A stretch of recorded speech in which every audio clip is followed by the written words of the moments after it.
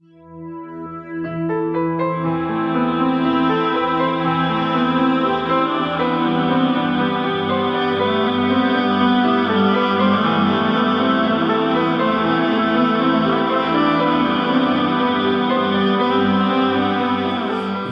to another episode of Beyond the Veil, where I tell you the stories behind the songs, all the Valentine Wolf songs, talking about what inspires us, what happened while we created these, while we recorded these, who wrote them, all that good stuff. And not just me. There are two people in the band, but we're working up to doing this duo style. So we're going to be talking about Frost of Death. That is track 5, I think, from Only Gossamer My Gown. If my brain is working.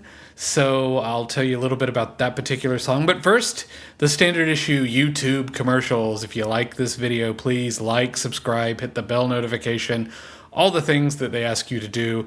But most importantly, this video and all of our videos are made possible with the support of everyone over on our Patreon, but especially the denizens of Montresor's cellar. So big shout out, big thank yous to them. You can find their names at the end of the video. They really keep these coming for y'all. So with that in mind, let's get to it. Let's talk about the Frost of Death, which is one of my surprise songs. Here's the part where if you've been watching, you're like, this is when he talks about it, how it's like his favorite song. Really wasn't. Really, I did not like the song at all. In rehearsal, it wasn't really one that I was really feeling very strongly about, but this is a good example of how the audience and your reactions really kind of changed our mind. Sarah pretty much wrote the entire song when this came. This came after. This was one of those. I keep telling you, some of these songs we did back in a initial sort of run through at our local library here in Greenville, South Carolina. Frost of Death was one that came after that. I really loved her vocal melodies, and I really loved a lot of the things we did with it, but when we rehearsed it, I was like, I don't know, something just didn't feel good. It just wasn't that fun to play for me, and I wasn't really sure if the song could ever live up to the intensity of the lyrics. And this is a really great example when people say, is it difficult to transition Emily Dickinson into gothic metal? Just like Now I Knew I Lost Her in the previous episode, Frost of Death was no. I mean, again, the song is called The Frost of Death Was on the Pane. So coming up with titles and things like that was pretty easy with this one. And it really took me playing it live a few times. This is one of the reasons why we do like to play our music for you in front of an audience to see how people react. Because after that, there were a lot of things. It started with a bass solo at one point. It started with both pizz, or where I pluck the strings, or arco, where I play with the bow. Pizzicato means plucked with the fingers. Arco is the Italian word for bow, or bridge. No, I think it's art. No, it's been a long day. No, arco is in fact bow. So, so we try a bunch of different things to really kind of get it out. But then we used a nice piano introduction. I remember back, and at the time of this recording, we are about a year into the COVID-19 pandemic. So remembering the before times, I remember, I had heard the demo and I was sitting in my cubicle and I thought I'd just Google. I was like, what's extraordinary about this song is there's only 2 chords in it. Sarah really, the verse, chorus, bridge, all the traditional parts in music, 2 chords, A minor to G major. It's kind of extraordinary what she did. And I remember thinking, I think this album needs more chords, but I really like what she wrote, and I can't really think of anything else. And so I remember Googling 2 chord rock songs, and it turns out Bruce Springsteen wrote quite a few. Copperhead Road by Steve Earle, which I will admit to being one of my favorite songs, is essentially only 2 chords. And I thought, hey, well, 3 chords in the truth. We've got 2, so let's just roll with it. But I think what Sarah managed to do with just the variation, the amount of material she got out of just that very, very simple chord progression really appealed to me. Simplicity is, maybe this might not be super obvious as a listener, but it's something that appeals to both Sarah and I very, very much. Again, to sort of talk about current events, I'll give you an idea of my love for simplicity with a one-sentence review of the new Justice League Zack Snyder cut, which is, I'm very glad Zack got to make the movie he wanted to make. And that's all I'm going to say about it. For me, I feel like focusing and really getting to the essence of what a thing is, to my ear, I create music that I like better when I do that. And Sarah, I think, is really adept at doing this as well. So again, taking a listen to just the verse a little bit and maybe skipping around a little bit. But yes, Frost of Death has 2 chords in it.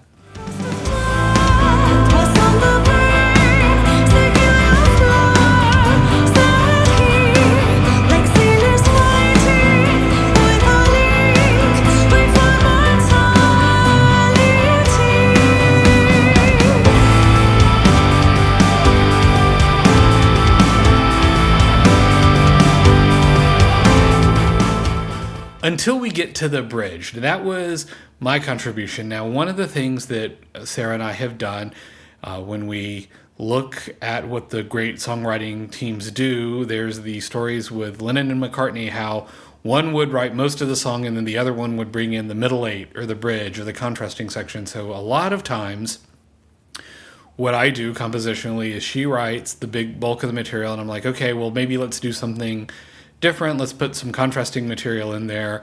And we wrote a bridge that kind of got a little weird harmonically, kind of on purpose. I thought, hey, if we can, and harmonically, I'm just talking about the chords we play. If you were going to play this song on an acoustic guitar or whatever, you would effectively only need to know 2 chords until you got to this section. And then it gets weird.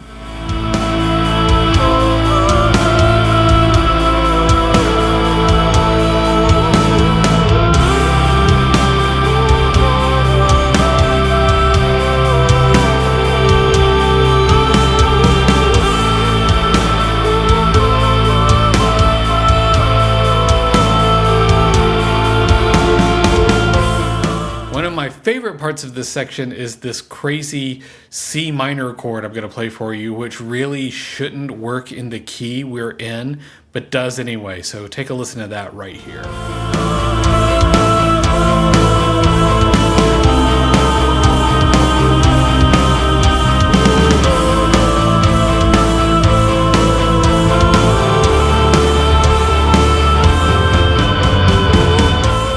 So this is where I usually say, other than that, there's not much to it, but that's the cool thing about this song, or the cool thing about this song that I would say is that Frost of Death is this very, very simple song. The main riff I wrote was a sort of warm-up I do where I just play all across all 5 strings on my bass, and I was able to get like a really interesting sound that way. My favorite part of that is this section, which I call the recap in my mind, goes like this.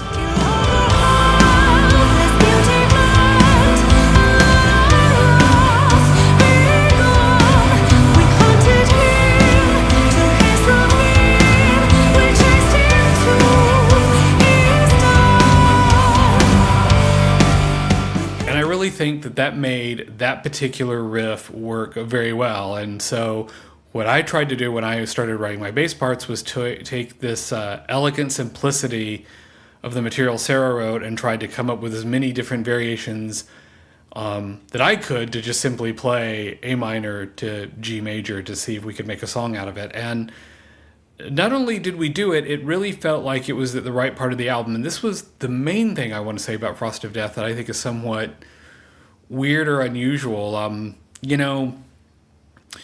Cassette tapes were really what I grew up with. That was the first way to collect music that, I think I had records when I was younger, but I got like ones for kids or used ones or things that like you couldn't, if I broke it with, or if I ruined the record with scratching it with a needle, my parents were out like, a quarter or whatever. But when I started buying my own music, it was with cassettes. So for me, rock music, heavy metal, all the music that has sort of come after the advent of recording technology has always involved side 1 and side 2. I remember the first time I ever saw a CD, I couldn't figure out how it worked. I mean, I was thinking, well, there's no grooves on it. Like, do you flip it over? I mean, again, I was a kid, so, cut me a break here. But the idea was I always sort of mentally divide albums into side one and side two.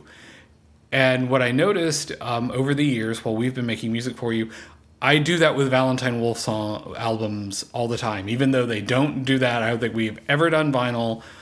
If there is a cassette of Valentine Wolf's music out there, we didn't put it out. But whenever we're thinking of final track listings, whenever we're kind of running through things, I always think of the album, the whole listening experience divided into a side one and a side two. So Frost of Death just seemed like that song where you just listen to it and then there's a kind of a pause in the action where you flip over the CD or not the CD, flip over the cassette or the album or whatever it is, and then resume your journey. There's a part of me as a listener that really appeals to me. There's a part of, I think us, the reason we put out music the way we put it out is, even when I was really young and there were 45 records out there or the cassette single, I just always kind of felt disappointed. I wanted to hear more music. I wanted to hear more things the band did. And inevitably, the latest one is, for me, believe it or not, Van Halen, going back and listening to especially the David Lee Roth era, beyond what's on the greatest hits part, beyond what's on the radio.